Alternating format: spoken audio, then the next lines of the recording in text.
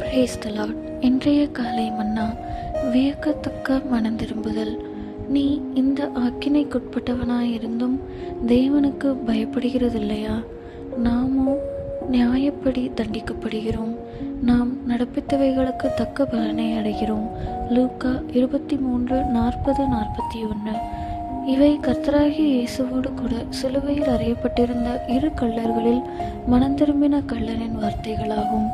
மத்தேயுவும் மார்க்கும் தங்களுடைய சுவிசேஷங்களில் கொடுக்கும் விவரத்தின்படி கர்த்தராகிய இயேசுவோடு சிலுவையில் அறையப்பட்டிருந்த கள்ளர்கள் இருவரும் முதலாவதாக அவரை நிந்தித்தனர்.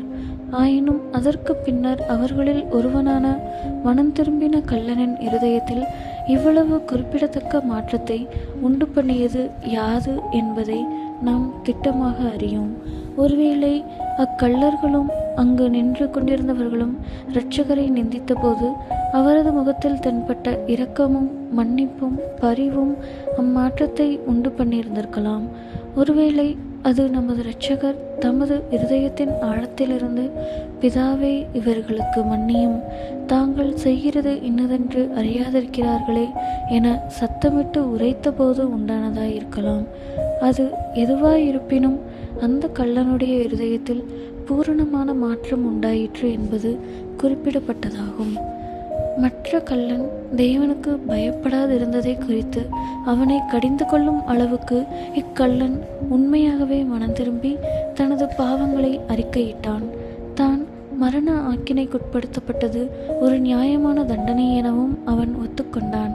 பின்னர் ஆச்சரியப்படத்தக்க விதத்தில் கிறிஸ்துவின் பாவமற்ற தன்மையையும் நித்திய ஜீவனில் தனக்கிருந்த விசுவாசத்தையும் தேவனுடைய ராஜ்யம் மறப்போவதையும் அவன் அறிக்கையிட்டான்.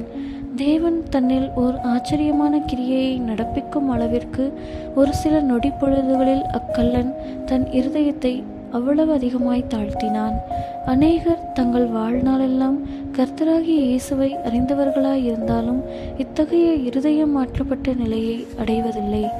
இரட்சிப்பு என்பது பாவங்களை உண்மையாய் அறிக்கையிடுவதினாலும் கர்த்தராகிய இயேசுவே நம்மை இரட்சிக்க வல்லமையுள்ளவர் என்று அங்கீகரிப்பதாலும் உண்டாகும் பலனாகும்.